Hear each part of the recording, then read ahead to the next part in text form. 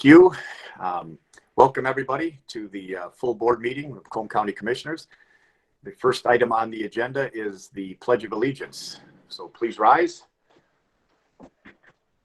I pledge allegiance to the flag of the United States of America and to the republic for which it stands, one nation, under God, indivisible, with liberty and justice for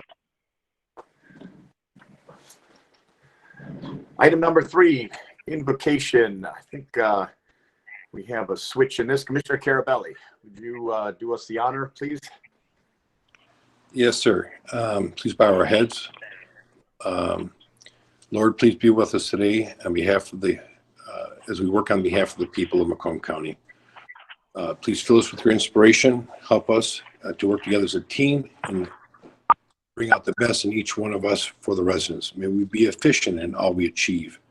We thank you for this opportunity to work together on behalf of the residents, and we do this in your name, Lord Jesus Christ. Amen. Amen. Item number 4, adoption of the agenda. Can I get a motion to adopt today's agenda? So move, Hall. Romano says moved. Supported, Romano. Okay. I have Commissioner Hall and Commissioner Romano. Please vote.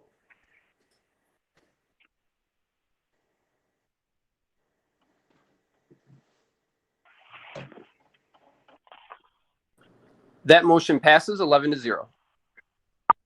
Thank you. Item number 5, approval of the minutes dated June 25th, 2020. Can I get a motion and support? I'm going to say I thought I heard Commissioner Sauger. Can I get a support? Lucido support.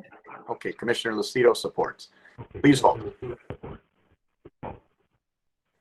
Go in. And please mute.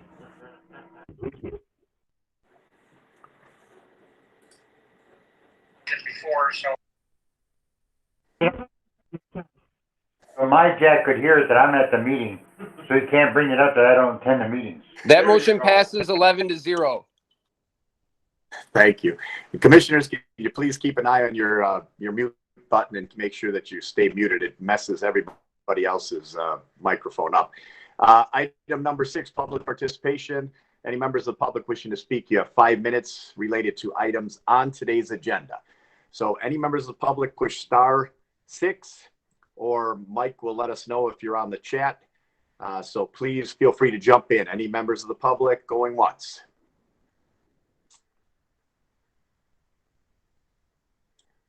Okay, any members of the public going twice? Hey, can I talk about something on resolution 14? Mike Zubis. Yes, Mike. If you're speaking on the actual item on the agenda, you can speak on it. So yeah, I'm going to speak about something unrelated to the agenda later, but. Okay, yes, I figured that. So Michael Zubis, please give us your address again, please, Michael. All right, it is 322 North Avenue, Apartment 1, and that's located in Mount Clemens, Michigan, 48043. Specifically, Michael? Thank you. I appreciate that, Commissioner Smith. Or is it Chairman Smith, I believe? Chairman Smith, but that's fine. Go ahead. Thank you. Chairman Smith it is. I was going to speak specifically about Resolution B, urging the United States Air Force to consider Sterling Heights as the future headquarters of Space Command. Excuse me, a little bit short of breath, apparently. I've been a proponent for the Space Force for a minute. And I really do believe that this would be a good thing for not only the community, its long history of being a pioneer in different areas of our military over the years, from General Macomb to the Selfridge Air Force Base. So hopefully we can continue that tradition of leading the way in the country when it comes to military prowess and the ability to defend ourselves and our allies. So even in the realms of space, which seems to be the next frontier and the final frontier, as some would say. So I really believe that this would be a good resolution, and I support it wholeheartedly. So that's all I wanted to say about that. Great, thank you. And I think that was Captain Kirk. Anyway, anybody, other members of the public wishing to speak? You have 5 minutes. Any other members of the public wishing to speak? please press *6. And third and final time, any members of the public? Okay, we'll have another public participation at the end. We're going to go on to correspondence from the county executive. Sorry, I should learn to read. I don't believe we have any. We're going to go to item number 8, appointments. So we're going to go 8A first, appointment of Commissioner Veronica Kleinfeld as Macomb County's voting delegate. And I would like a motion and a support, and then maybe Veronica could speak to it. So for moved, just a Mr. second. Chairman. Carabelli. Support, Mr. Chairman. Thank you. I have support and a motion and support. Commissioner Kleinfeld, are you on the line? You could explain this. I know you did the other day, but maybe Yeah, one well, quick time. it's rapidly changing. So tomorrow, Right. the executive board of MAC has a meeting to determine whether I will be casting a vote on behalf of all the counties for some of the votes, or each individual county will have a delegate that will be casting. I don't know which way that's going to go, but either way, I have to be registered as a delegate both at the county level and at the state level. If each county has a vote, then we will have a caucus meeting next week where we will determine who we're casting our votes for, and then I'll go on to the national meeting on Monday and cast those votes on behalf of all the counties. Thank you. Great, thank you. I don't have any speakers on this, so we have a motion and support. Please vote.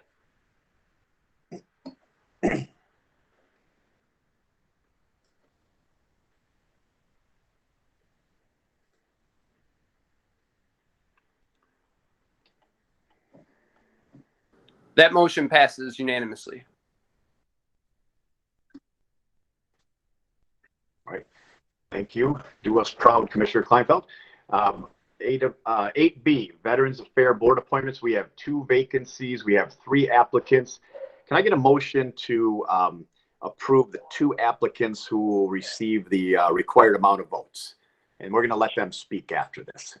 So moved by Romano. Okay, I have a motion. So I have a moved motion by Romano and a support by Kraft. Support from Kraft. Thank you. So I know that at least their attendance is supposed to be confirmed. So James Myatt. James, are you on the line? And James, if you are, press *6 and you can have a moment to talk to us. And we're going to let Mike Salyers and Teresa Roble also speak. James, are you with us? And again, press *6 if you're with us, James.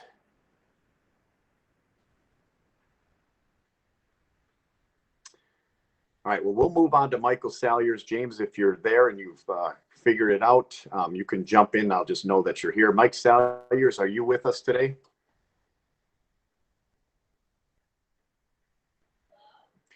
Throwing me for a loop here. It says attendance confirmed on all of these. Mike Salyers, are you out there, *6? All right. We'll go to Teresa Roble. Teresa, are you on the line? All right. I know that Mike and Teresa both spoke already, but I thought James was going to be here. I don't have any of them here. We've already heard from 2 of them. So what we're going to do is we have a motion and support, and then we're going to do a roll call vote on your 2 choices. So Crystal, I believe you're on the line. You're going to take a roll call vote. Yep, Commissioner Brown.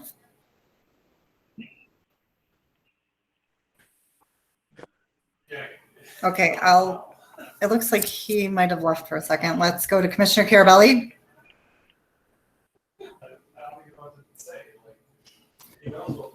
Yes. Sawyers and Warble. Roble, okay. Commissioner Drollet.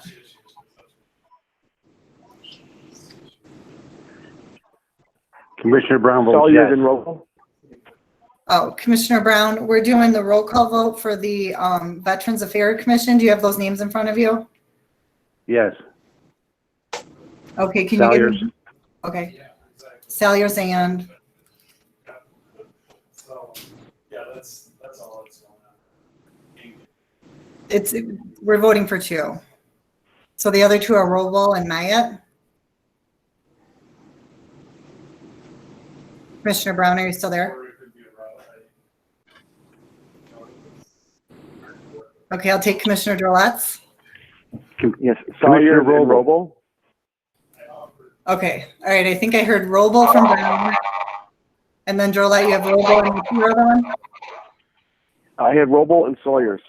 Sawyers. Okay, thank you. Commissioner Bouget? Sawyers and Roble. Okay, Commissioner Ha? Sawyers and Roble. Okay, Commissioner Kleinfeld?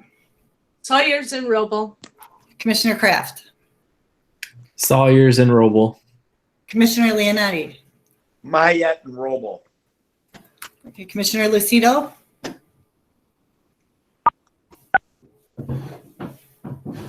Sawyers and Robo. Commissioner Myjack?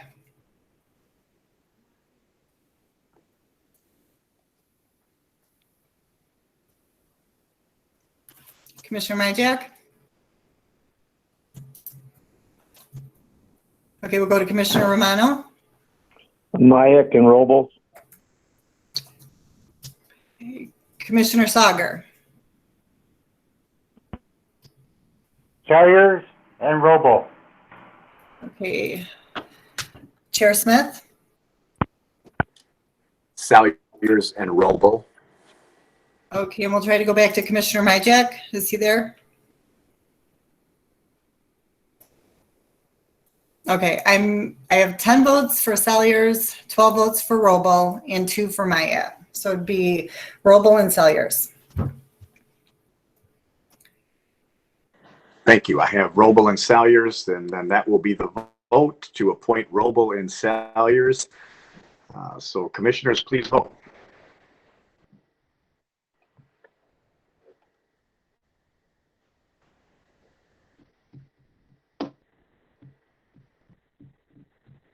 Commissioners, expect a short delay with that vote prompt.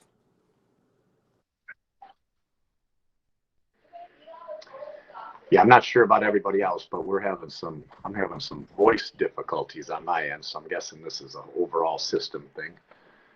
Yep, the vote did just prompt, and I'm starting to get some votes in, and I do see now that the vote passes 12-0. Thank you. Item number 9. Congratulations, by the way, Mr. Salyers and Ms. Roble. Let me point out, and I don't know if James Myatt might still be on the line, but vote hopefully to approve to this commission. You will have to apply again. This application will not move forward. So if you are there, please know that this will be open again with 2 brand new positions. Item number 9, COVID update. I'm going to guess that Vicki is on the line. Correct. Speak to all of these. Great. Yes. Hi, Vicki. Hello. Good afternoon, commissioners. Oh, can I get are you going to speak to all of these so I can talk about a motion? How about if I just get a motion to approve A through N from somebody, and then you can speak to all of them, if that works? Correct. Thank you. I'll make a motion to approve A through N. Support. Yeah, I have Duge and I have support. Okay, by Carabelli. Okay, Vicki, I'm sorry, go ahead. All right. Very good. Good afternoon. You have in front of you as submitted our monthly report. Basically, this report is only 20 days based on the last time we met. This report is essentially from June 20th through July 10th. As of the report, we were in day 127 of our COVID emergency. Today, it is day 133. When you take a look at declarations that are in place, we have 1 local municipal declaration that is in place. And then the state declaration, the governor just extended earlier this week until August 11th. And then, of course, we have our national declaration that is in place as well. The report follows generally the same format. I'm just going to pick and highlight the large items and concentrate for the ones that are on the agenda. But a lot of items remain status quo in what we're doing with planning. In regards to our equipment and supplies, as you'll notice, and I'll talk about in a little bit, PPE continues to be one of our largest areas and one of our largest expenditures. To date, we've distributed over 1.5 million items. That process will continue from now until the end of the year, and if not beyond. We are still making fulfilling requests as they come in, contacting local agencies that we normally serve to see what their needs are, as well as building up our cash. One of the new items too that we've added is we've been doing a lot of planning, as you know, with the schools. And that's many of what our purchases later on in the agenda are related to. It's starting to make those PPE purchases on behalf of the school districts within the county. But again, there's a report, as has been in the months before, on the PPE that has more detailed information. Moving on through just to financial reports, you have the two different reports, one that's generated from one solution, the other one that has a little more detail on expenditures.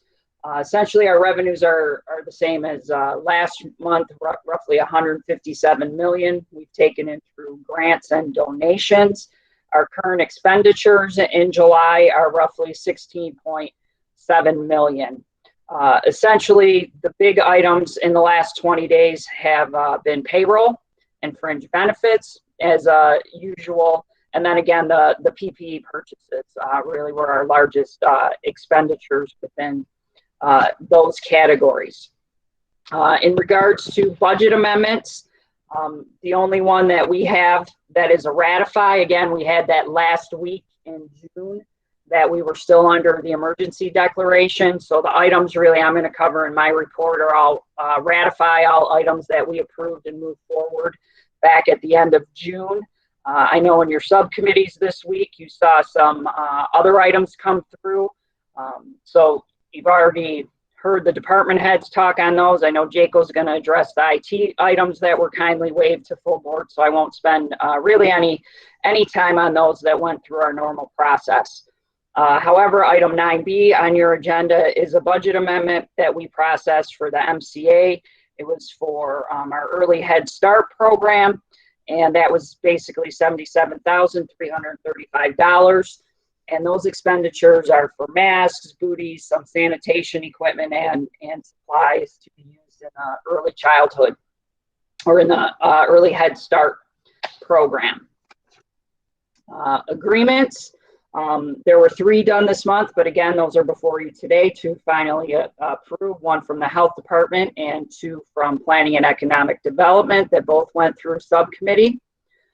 Purchases. These are items 9C through L that I'm going to talk to now. C through L are all essentially PPE type items.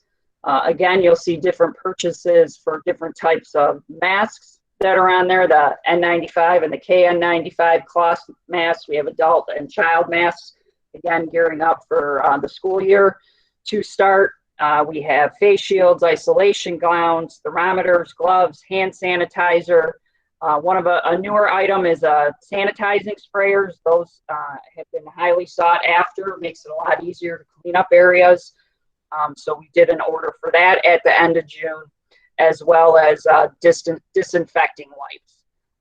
And again, all the different quotes that we were able to provide from different vendors are provided, and then working through purchasing and Brandon Lewis, the best choice was made on the pricing for each of those areas. Items 9M and N pertain to the Public Works wastewater surveillance testing and sampling system. Last month, we passed through an equipment purchase through HESCO. There were also 2 services that are related to that. One is for project management and consultation, and the other is for HESCO to actually pull the samples. So those were 2 that we approved on that side. And again, all those items are provided for through CARES Act funding. Moving on, health department, obviously continue to be very busy. As of today, our cases are just under 7,800. We have 885 deaths. If you're looking at our 7-day average, which is what many of the reports look at now, both on the state website and on our website, we're averaging just under 40 deaths for 7 days. So there has been a slight uptick. As you've seen reported in the news that is happening across the state. So we are monitoring that closely. Some of that is to be expected with the increased testing going on, but we are taking a look at that. The health department's health line just in the past 20 days has taken over 3,400 calls from residents. So they're servicing them, whether they're making appointments for our testing site that the health department is running, or if they're calling in just with general type questions to seek more information from them. So that continues to be a very useful resource to our community. Our drive-through testing site has served over 1,300 individuals. We're still currently running that Monday, Wednesday, Friday. Initially, we were seeing around 100, maybe 150 people signing up for that or coming through on any given day. And now we've seen an uptick where it's generally always over 200 and mostly right around 250. So again, if we see a need to expand that more days a week at that site, we will do that. We continue all the work with the congregate care facilities. There's almost 500 of those sites that the health department works with in a number of different ways. Including testing, providing testing for those sites that need our support.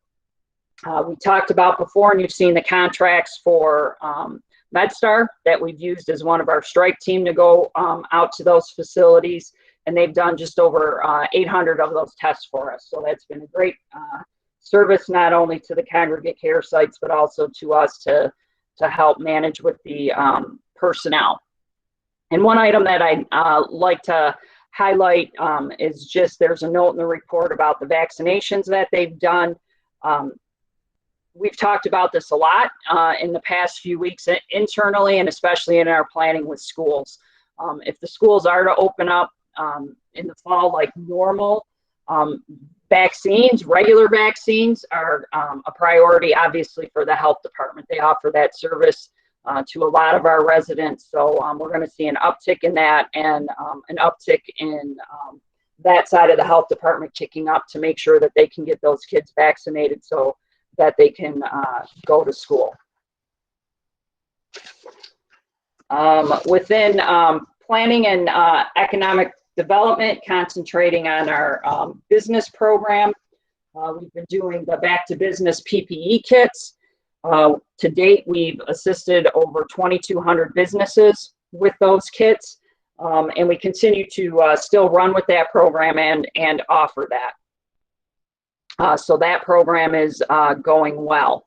As you're aware, our phase 1 small business relief program, that was the $5,000 grants for businesses that employed 50 employees or less.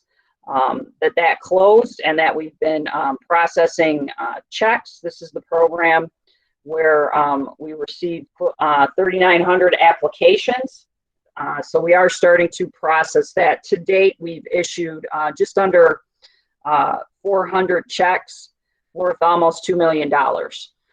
I think all the commissioners are hopefully receiving my email on that. So you see as those checks are being cut and distributed, who they are going to.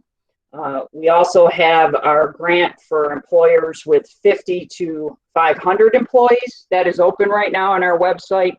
And those grants are offered up to $10,000 for those size businesses. And that grant program closes on July 22nd. So that'll be the next round and phase of our program. Again, just touching on the schools, really ramping up our planning with them. Several departments are engaged in that conversation with the ISD and the local school districts. We actually just had a safety meeting with them earlier this morning. So we're trying to help them gear up with their plans, whether they're going to do face-to-face programming or whether they're going to be doing something online or in between We continue to help them with their food support as well within the community. And obviously the PPE that I mentioned earlier and technology needs, we believe that they're going to have a great need in that area for us as well. As far as the healthcare and hospital, that continues to be stable. We are watching those numbers within the healthcare system, and at this point in time, they are still able to sustain with the number of cases and people going into those types of agencies. So no issues there at this time. And then when we start to look at some future initiatives and what we're looking on, again, many of those remain the same, the PPE, the supplies, the testing. But a couple areas that we're going to be starting to concentrate on is one, as a workplace, we're starting to see an uptick of our own potential cases related to employees that are in the workplace. So we do have a team together that takes that information in and monitors that and provides direction back to the department heads and elected officials on what those employees are supposed to do, whether they're allowed in the workplace or have to stay out. We have recognized that while we are very fortunate to have the funding that we do, that funding does expire at the end of December, and more than likely we will not be done with COVID, unfortunately, at that time. So we are going to start those conversations of where we think we may be at that point in time and what our funding may or may not look like. So that is going to be moving forward. In regards to the testing, we talked about a couple of state initiatives that we were willing to partner with them, and those have not come to fruition at this point in time. They had a problem with the one vendor that they chose, so right now those are not moving forward. I do know, though, at the commission meeting earlier this week, Commissioner Duge, I think, asked about community testing sites, and the health department is looking at that and being able to provide that. We do have a couple other vendors on board that we're working with. We actually had one of those vendors that has a mobile vehicle go out to McRest and help with our homeless population. So there are opportunities for us to be able to provide that ourselves in communities. So that is something we are willing and able to do. So that is essentially my report, and I will take any questions if you have them. Thanks, Vicki. Let me just check again. Commissioner Sauger.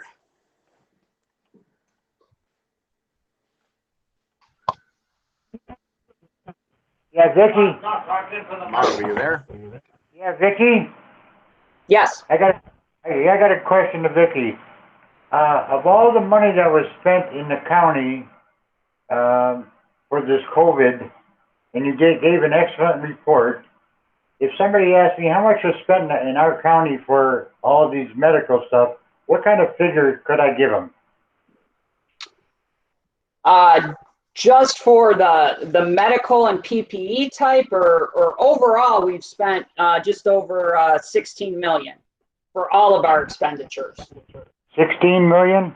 Yes. Unbelievable. Okay. That gives me an idea, because I see all these figures and they're all beneficial. But if somebody says how much was spent in our county, if that's just our county, that's a phenomenal job you did. Thank you. Thank you. Thank you. Commissioner Kleinfeld. Thank you, Chair. So if we saw from your email, if we were hoping to see some businesses that didn't show up, you're just still working your way through that. You've got a ways to go. So we can keep an eye out that, and hopefully they'll show up. Correct. There's about just less than 2,500 still in our queue.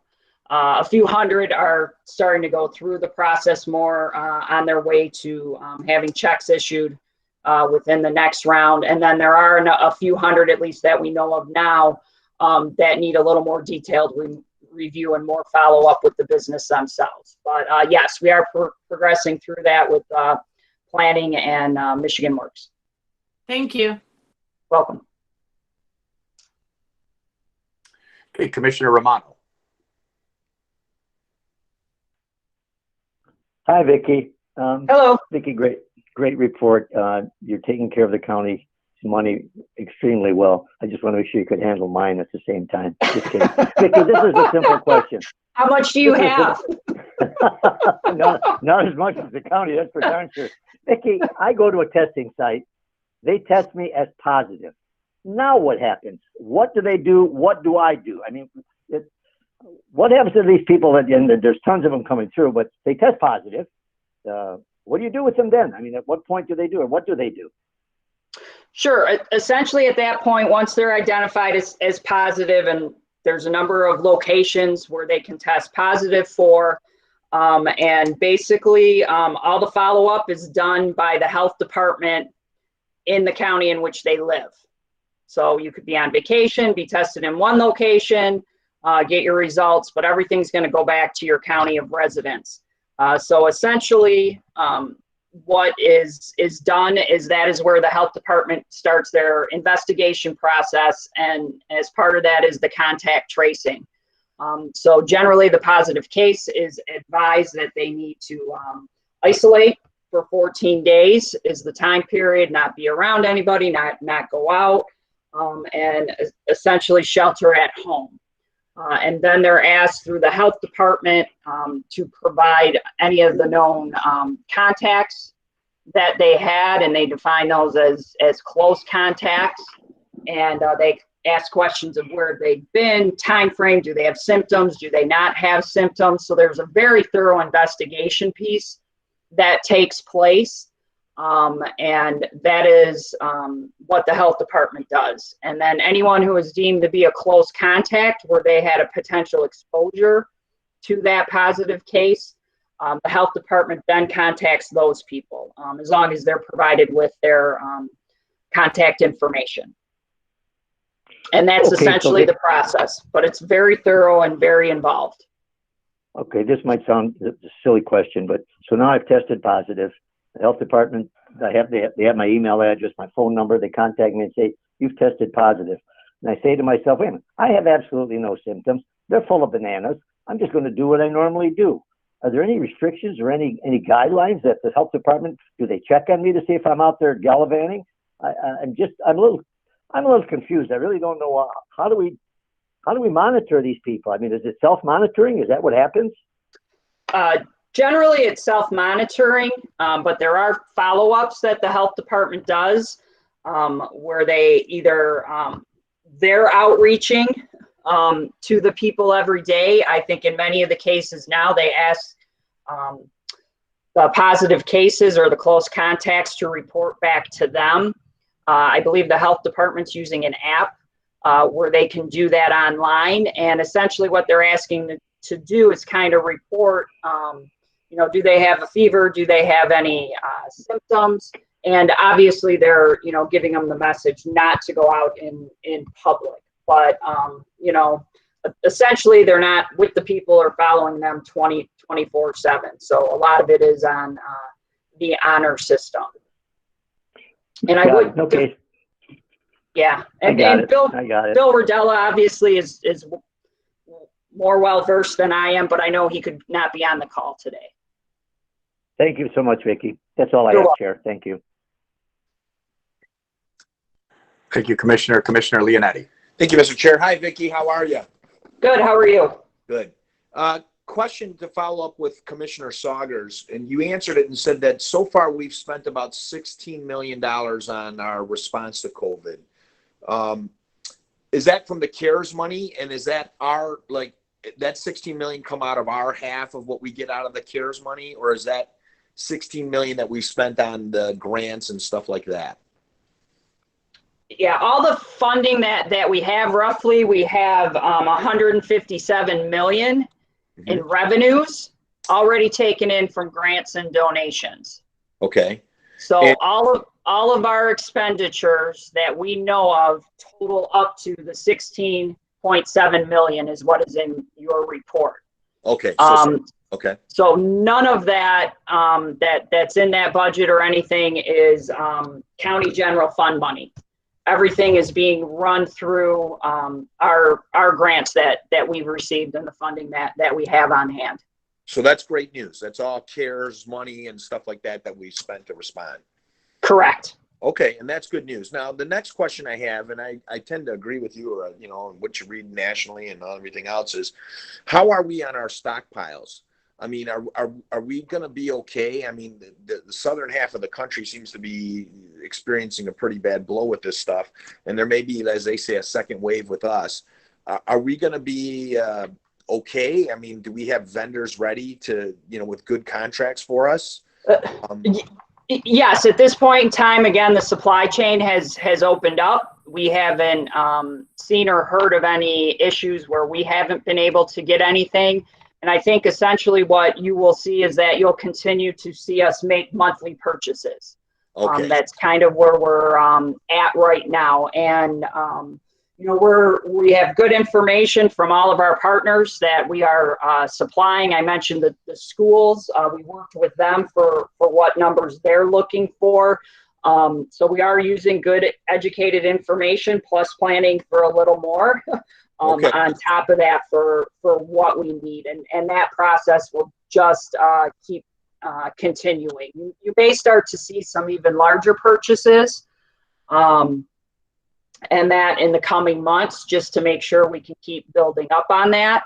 And essentially we have, right now we have 2 times more on hand than what we actually gave out during the first couple months.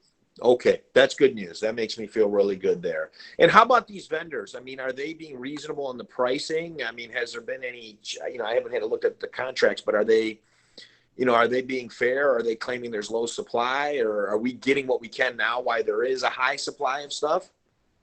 No, I haven't heard any complaints from purchasing, and I think it's actually somewhat improved because there's more of the vendors are back online. They have more of their supply, so I think actually the pricing is becoming more competitive. Okay.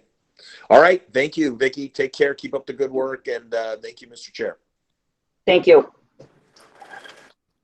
Thank you, Commissioner Hawk. Thank you, Chair. Excellent report as always, Vicki. I just needed a little clarification on the number that Commissioner Sauger asked for that you said was 16 million. We had a report from Vicki Rad through the Planning and Economic Group on how they are supporting some of the businesses, both large and small. Does that 16 million spent include what they're doing as well?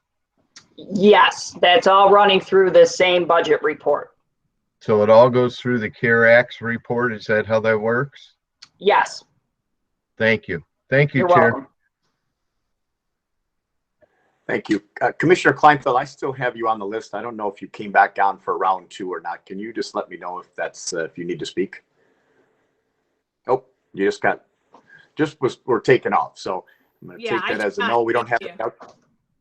Okay. Thank you. We don't have any other speakers. Vicki, thank you. We have a motion for 9A through N. Please vote.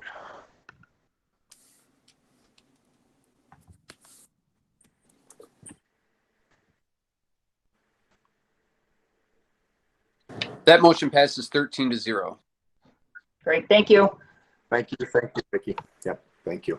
Item number 10, Government Oversight Committee recommendations. Let's go 10A. Motion, please, to approve the Corporation Council's request for outside counsel. So moved by Romano. I have Romano and support by Duche. All right, please vote.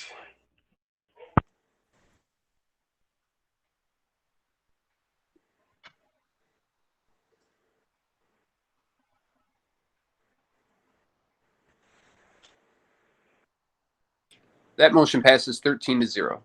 Thank you. Item 10B, request for outside counsel by the Corporation Council. I will be abstaining on this, but can I get a motion on this, please? Auger. Auger. Supported by Romano support. Leonetti. Okay, I have Sauger and Leonetti. Thank you. Please vote.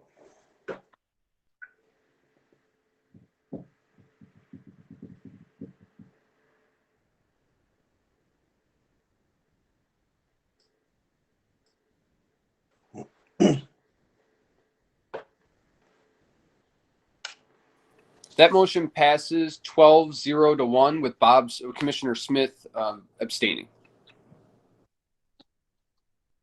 Thank you. Item 10C, settlement agreement requested by Corporation Counsel. Can I get a motion for that settlement agreement to approve it? Carabelli. Okay. Support from Kraft. For Romano. Commissioner Car. Okay, I have Carabelli and Kraft. Thank you. Please vote.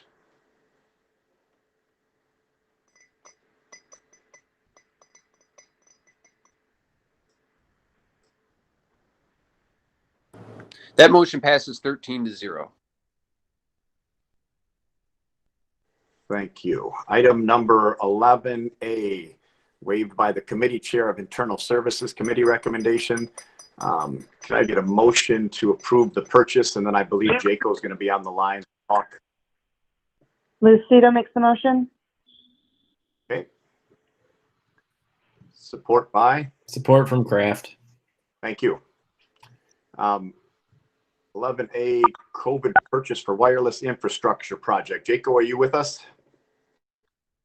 Yes, Commissioner, thank you.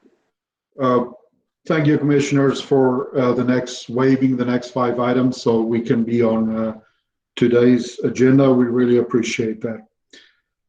This first item, we are requesting the implementation of wireless in the buildings that has been used most by COVID or where we will benefit most during this COVID times by adding wireless to those buildings.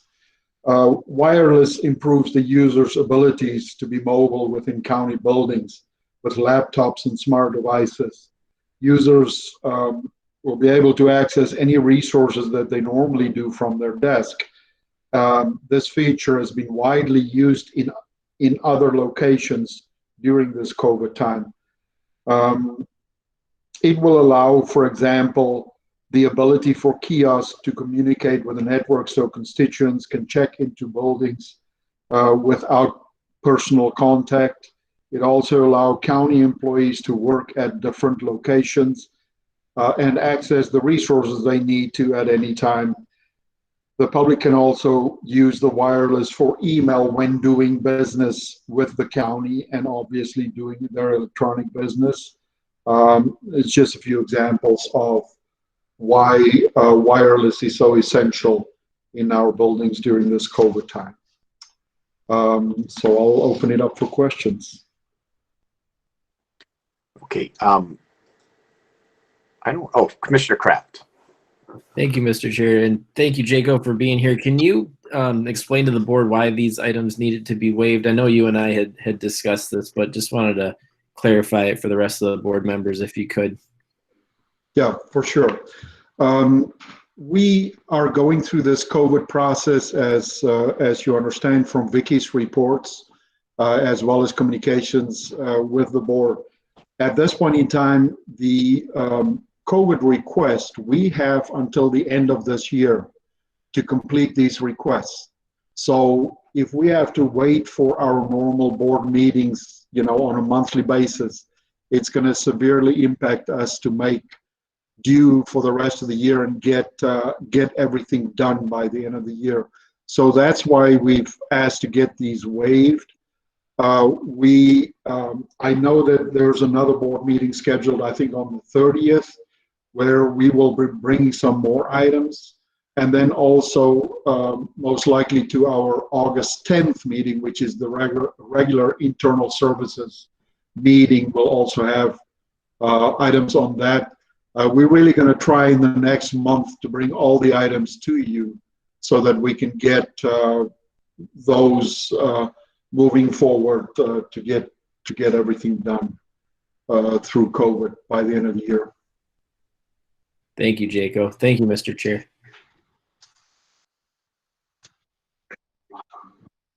Thank you. Let me just check here, Jacob, real quick.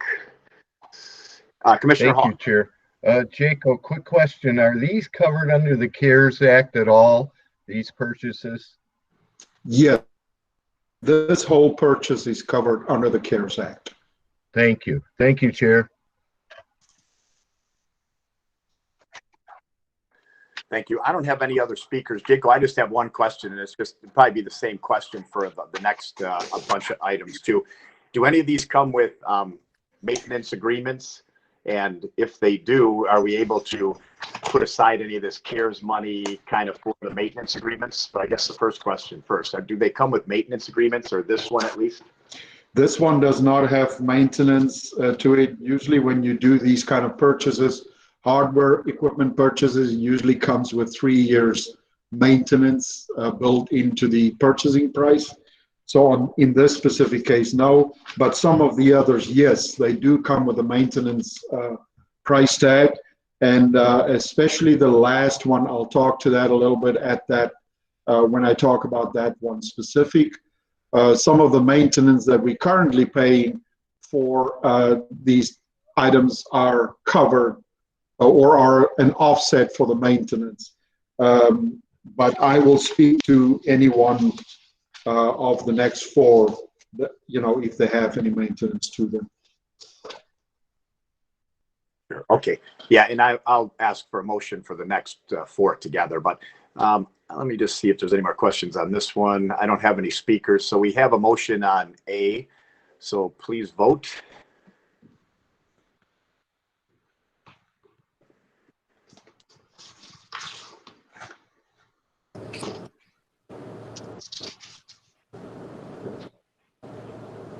That motion passes 13-0. Thank you. Can I, Mr. Chair, I'll move items B through E in their entirety. Commissioner Drollet.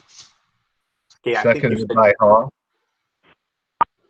okay, I have motion and support through B through E in their entirety. Jacob, would you so free you up to speak to all of them? So you're up. Thank you. Okay. The next really 3 items is regarding our on-base system. The reason for these specifically is because it allows us paperless communications. And as you can imagine, in a COVID world, paperless communications is vital. It really improves our ability to move paper around, where normally or in many instances we have to use physical documentation.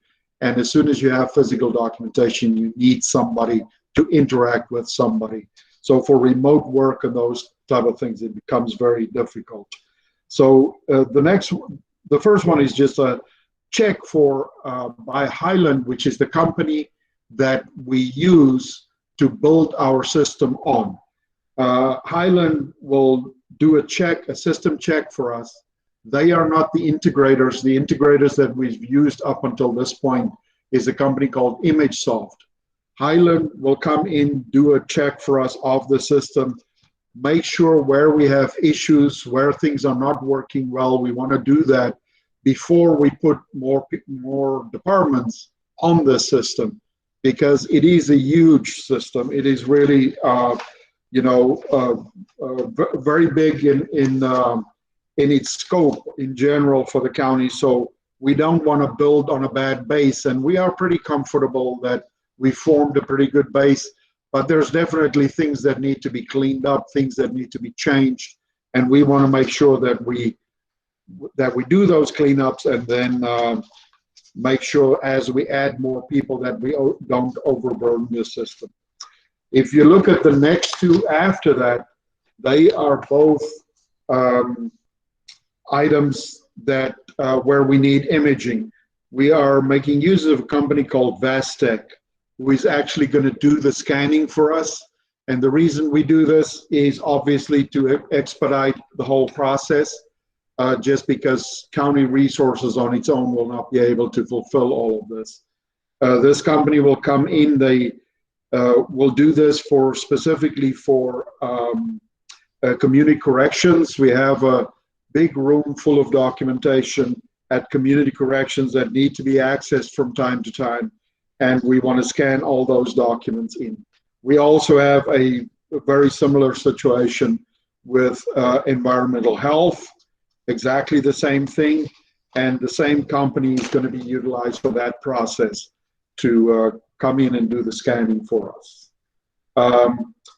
So those are regarding the scanning items.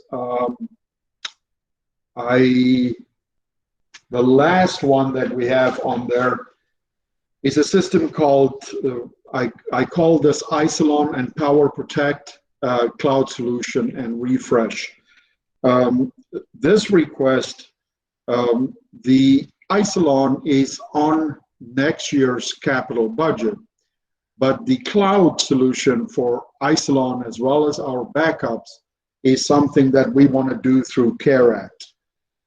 CARE Act really can provide us, the ability here to really secure our environment much more efficiently than we currently are doing. I think we're doing a magnificent job of protecting county data. But what this will do is it will really improve our ability to store backups of our environment in the cloud. It will also improve our ability to stretch our current backup timeline from 36 days out to 1 year, where we will be able to keep backups out in the cloud up to 1 year. That might sound ridiculous in today's day and age, but I can tell you, specifically in the case of ransomware, what happens many times is these things come into your network. They're very hard to detect. If you don't detect them, they sit dormant and they start replicating information over time. And once that replication goes beyond 36 days unnoticed and they attack you, then we have no backups to recover from. And and obviously people know that, and that's what people aim for, is to use all sorts of different ways to access even highly secured networks. So we believe that that's a very good insurance, for the lack of a better word, for us to build our environment out like this. But it also allows us geographically the ability to recover very quickly. If we have a regional disaster today, it puts us right here, in Mount Clemens. But if our information and data is out all over the United States at different locations, we have the ability to recover very quickly so that we can get people working on the more critical systems without having to be in the office, even if we are in dire need or in jeopardy in our local areas. So that's kind of just roughly what it's all about. If there's any questions, please go ahead.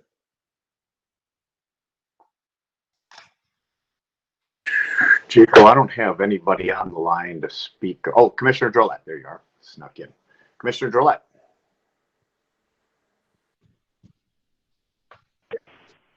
Thank you, Mr. Chair. I'm going to re-ask your question and pretend it was my own. And that is the maintenance agreement for that last item, Jaco. What is the annual cost for the maintenance agreement for that software that we're purchasing? Are you talking about the Isilon, the last one? Yes. Okay. Yes. So in that document that I submitted, currently we're paying $232,000 per year on maintenance on that system. What we're looking at here is funding the cloud portion of this through the CARE Act funding. The rest of it, which is the Isilon, which I mentioned, that is in the budget next year. Those items, I propose that we fund those through a finance option where we can get 0% financing starting in January of 21. and finance the rest of this $2,026,000. To fund the rest of that, so the CARE Act portion of that is $732,000, and then the rest of that $2.026 million to fund that through a 0% financing over 5 years. To do that, what it will cost us as a county is $377,000 per year. We currently pay maintenance of $258,000 per year. In other words, the net effect on our budget per year over the next 5 years to replace this equipment and also to do this CARE Act portion, which is the cloud portion of it, will be $114,000 per year over the next 5 years. So, Jacob, can we set aside $114,000 or prepay for a number of years using CARES Act funding? And that might be a question for finance or somebody else, but is it possible we can use CARES Act funding now to prepay? I believe that under the rules and regulations of the CARE Act funding as it is today, that we cannot do that. And Vicky can help me if you know she doesn't agree with that, but I'm pretty sure we cannot do that. Do you know if the vendor offers a prepay option? You mean to prepay the finance portion of it? Prepaying the annual fees. It could be prepaid in advance. Is that an option from the vendor? I'm pretty sure that it would be an option, but you know, not something that we've looked at. The reason I put it forward like this was for that specific reason was because it's at 0% interest, and it's not going to make really a difference whether you pay to. Well, the annual maintenance fee or the annual fee is not a 0% interest. That's something that you pay every year. The extra $114,000 on top of what we're currently paying. Yeah, what I'm saying is the current, or there is no maintenance to pay for the next 5 years on the system. Everything is financed. So I understand what you're saying, but I'm pretty sure that we cannot pay it up front. And that's not because of, and I'm talking about COVID money, not or CARE Act money, not county funds. Commissioners, this is this is Brandon Lewis from Emergency Management. I have Steve Smeagol here with me, and we just wanted to chime in, and we agree with Jayco's interpretation. We cannot prepay using CARES Act money for maintenance agreements into the future after the end of the performance period for that funding. Yeah, the regulations are fairly clear in that. So this $114,000 will be factored into future budgets, essentially. Okay, it's disappointing, but it is what it is. I appreciate you guys chiming in and clarifying that. And thank you so much, Mr. Chair, for the time, and thank you, Jacob, for the response, and thank you with the guys in finance and planning. Thanks. Okay, thank you, Commissioner. I don't have anybody else on the line to speak, so we have a motion for 11B through E. Please vote.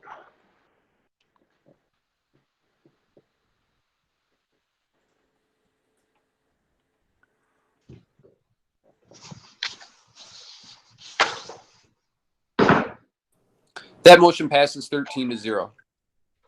Thank you. Thank we you. have F. Thanks, Jacob. We have F, G, and H, which were forwarded from Internal Services Committee. Would anyone like to make a motion for F, G, and H? 11. Mr. Chairman, F, G, I'll and make H. a motion to approve F, G, and H. I'll support.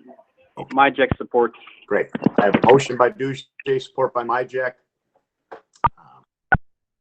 I don't have anybody on the line to speak, so please vote.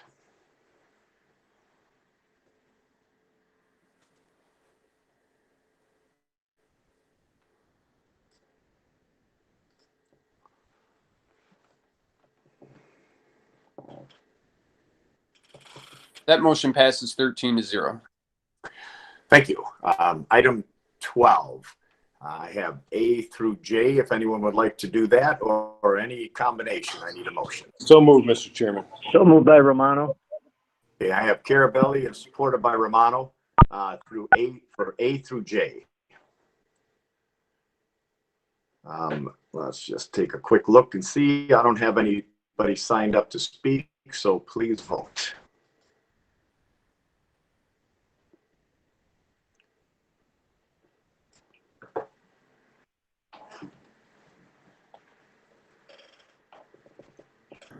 That motion passes 13-0. Thank you. I have item 13, Health and Human Services Committee recommendations. I have A through D, or any combination of those. Also move A through D. Thank you. Support. Need a support? Okay, support for Commissioner Duje. Thank you. Let's just take a quick peek. Nobody's signed up to speak on this. Please vote.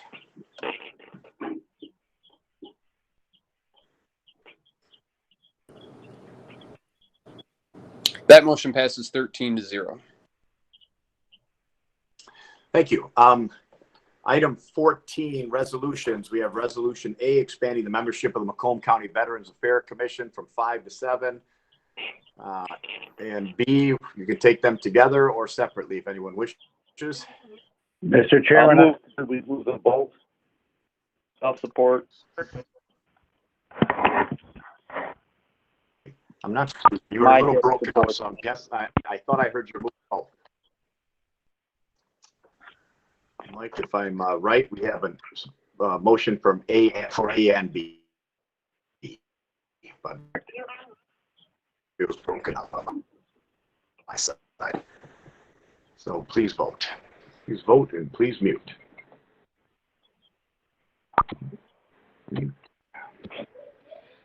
That motion passes 13-0. Thank you. Let's see, correspondence, funding request and update and invoice by Area Agency on Aging 1B. I have an A and B correspondence. Take a motion.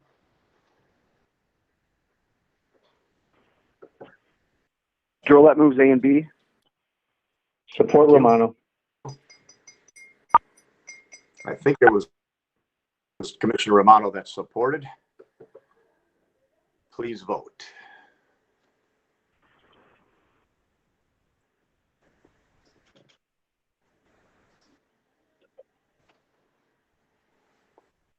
That motion passes 13-0. Great. Item number 16, new business. Any commissioners with new business, please chime in or push the request to speak. If not, I have some new business to speak of. That's someone that unmuted, but I don't know if they want to speak. Let me say this. I'm going to talk about and just congratulate if Clerk Fred Miller's on the line.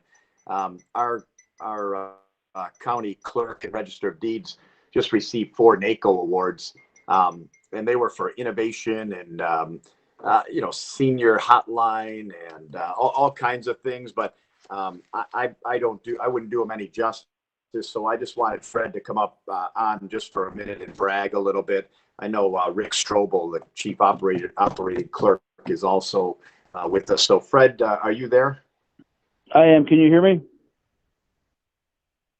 I can you Fred, hear me? Congratulations on Thank you. Yes, we can. Yep. Hey, commissioners, Mr. Chair, up, thank Fred. you, and commissioners, thank you for the opportunity. We'll be brief because it's been a momentous, another momentous meeting. But just proud to help tell the story of what's going on in Macomb County, and glad that the Macomb County Clerk's Office is getting national attention for the great work that this team of people does, as opposed to the nutty antics of a small amount of people. But the county won 5 total awards, 4 of which came to our department. 12 of them went to the state of Michigan, and so Macomb County won 5 of the 12, which is fantastic credit to everybody, the entire Macomb County team. And Rick Strobel, who most of you know, was a long time stationed at the elections department, who I bet a lot of you met through that way. But honestly, Rick is indicative of the level of ingenuity and dedication that we have in the office. And I'm proud to be part of it, but I can't claim total responsibility for it because it is an amazing team of people. And I want to say about Rick in particular, he is the guy who has this great blend of understanding what the customers need from the department and knows just enough about technology of how to figure out good workarounds and expeditious ways to deliver services, and has such a positive attitude day in and day out. We honestly could not be able to do anything that we do, let alone win these awards, without the efforts of Rick and the other people at the office. But in particular, I'll just tell this story very briefly. When we had, it was St. Patrick's Day week when we had to shut down the office, and that was the last week that everybody was on site. And it was that Friday, everybody started to work remotely. By the following Monday, thanks to Rick's ingenuity and establishing the virtual clerk's office and a lot of really hard work on behalf of the entire team, we were able to set up this system where voicemails got routed to email, and we had other ways for customers to get answers. And so while Oakland County Clerk's Office and other parts of Oakland County government were completely shut down for 10 weeks, same in Wayne County, other counties, the Macomb County Clerk and Register of Deeds had answered and fulfilled over 6,000 requests from our citizens for services from marriage, license requests, CPL renewals, deeds, and the whole host of services. So that's something that makes us incredibly proud that we were able to keep our people safe, continue to answer the needs of the public, as well as keep our employees accountable and productive. So these 4 awards are we take great pride in them, but we've got more great things to do, and it's all really because of the great team of people, in particular Rick Strobel. So thank you, commissioners. I'm happy to speak on any of these awards if you'd like. And give when you're able to, I'd love to give you a tour and show you how it's all done behind the scenes. Well, Fred, thank you very much, and to you and your staff, congratulations. It's nice to see that office running the way it was and moving forward from where Carmela left it. So, any other commissioners with new business? All right, we're going to move to item number 17, public participation. Any members of the public wishing to speak, you have 5 minutes on any topic. Please unmute and let me know you're there.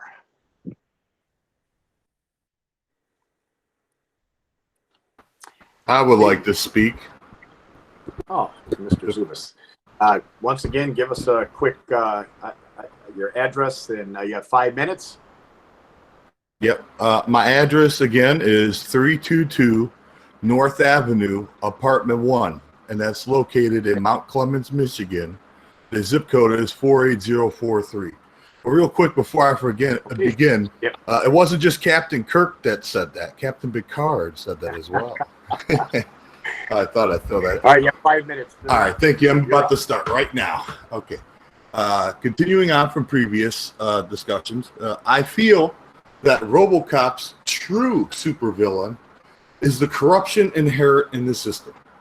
Most people think RoboCop's just out there to bust drug dealers and rapists, which he does, but his journey of justice leads him to what most superheroes eventually run into as a villain as well. Someone with too much power that can be evil enough if used the wrong way, which is what RoboCop does when he finds out Detroit's most notorious drug dealer is working with the number 2 of the mega corporation.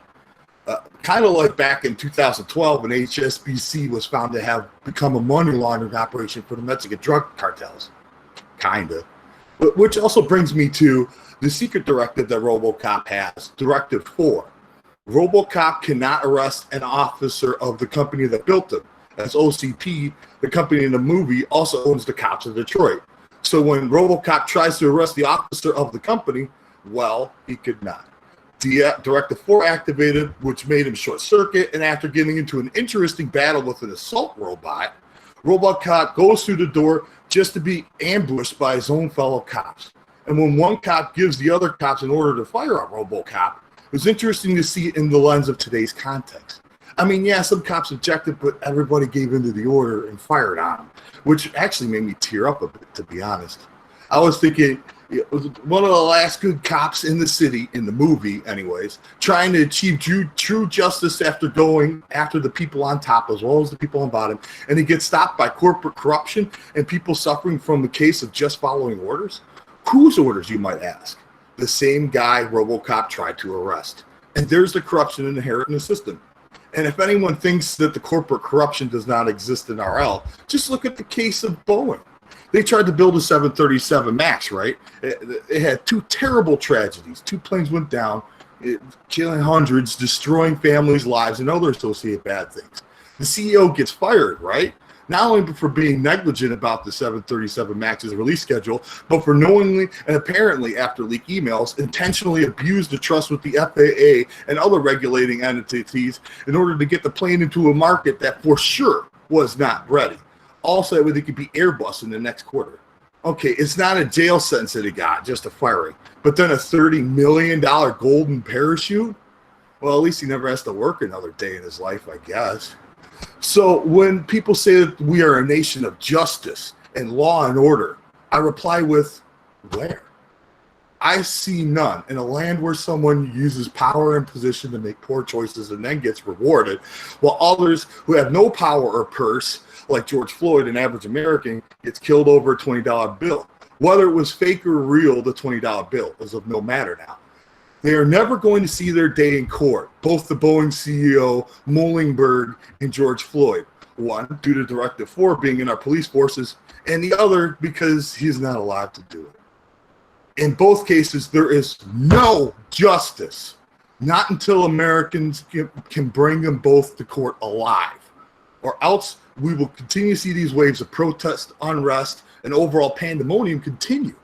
Or, well, when another bad cop gets away with discrediting the force even more through the shield of the thin blue line, which I have to call out, which is in itself unfortunate, as it has always been known for the camaraderie and brotherhood/sisterhood that it used to repute, tarnished by the KKK and the infiltration of local police departments as per a 2003 FBI report.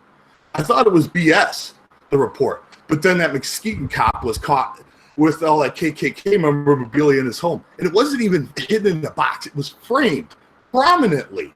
But the Muskegon cop got fired, but he got to keep his pension. How nice. And you might say, that's not here, though. That can't happen here. Au contraire, mon ami. I call everyone's attention to the case of Raymond Langley Jr. It's an old case found in the Macomb Daily around 2013. But when it first came out and when I read it, it was alarming to say the least. I will spare you the details of the case and refer you to the Macomb Daily articles, 2 of them. I do not know the details of the deal, but I am for sure in the belief that somewhere in there are the words millions and dollars. Probably in the same sentence, too. What I'm also sure is that it does not reveal where the money came from. Was it from the sheriff's office coffers, or dare I say, the taxpayers? In either case, the second answer is always correct. But that's just not here. That's all over the country. There are these bad apple cases. Bad apples here, bad apples there. They seem to be everywhere. So when will people start thinking, if there are so many bad apples, what about the whole bunch? Michael, you got about 15 seconds left. 15 seconds? All right. I got a couple more subjects. I'll try to finish this paragraph and then call it good once I get to the end of this paragraph. So, all right. Now, when it comes to RoboCop saving us all, I know it's a movie. RoboCop is not going to fly into view on a literal jetpack, shoot all the bad guys, save the damsels in distress, and make it home in time for a cheap one-liner. It's not going to cut it this time. Serious discussions about changing policies, laws, and conduct for all levels of our justice system, from the courts to the police, and how the community interacts with them, is all needed. There will be opposition to this from the police unions, which can be understandable. And that's where I will end this. All right. Thank you very much. Sure, we'll hear from you again. Thank you. Yes, you will. Any other this should be hopefully the last one. All any right. other members of the public wishing to speak? Any other members of the public wishing to speak? You push *6 if you're out there and you wish to speak. Motion to adjourn. Motion to adjourn. Any other members of the public wishing to speak? Hearing none, I have a motion to adjourn and support. Please vote.